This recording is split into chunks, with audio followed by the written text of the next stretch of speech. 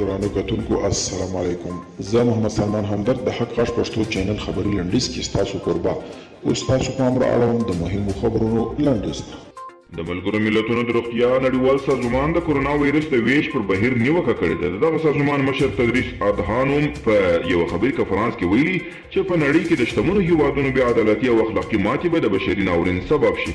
ایران په هرات کې د 22 وسلوالو ډلګیو ملاتړ کوي. د ولسي جرګې پلاوي د هرات د امنیتي وضعیت ارزونې په موخه دغه ولایت ته تللي او وایي چې په دغه ولایت کې شاوخوا 210 وسلوال ګروپونه فعالیت کوي چې ډېرې له بهرنیو هیوادونو تمویل کیږي.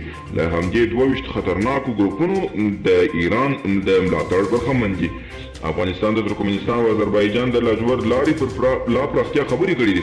ترکمنستاني رسنیو د راپورونو له مخې په دې درې اړخیزو غونډه کې پر دې خبرې شوې دي چې څنګه کولی شي د درې واړو هیوادونو ترمنځ دغه غځېدلې لار لا پراخه او ګټوره کړي.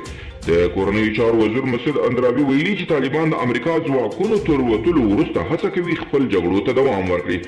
نوموړي ټینګار کړی دی چې چېرته طالبان اوربند ونه مني نو دغې ډلې د ماتولو لپاره ډېرې نور لارې هم شته. او امرالله صالح وایي طالب بندیان باید اعدام سي.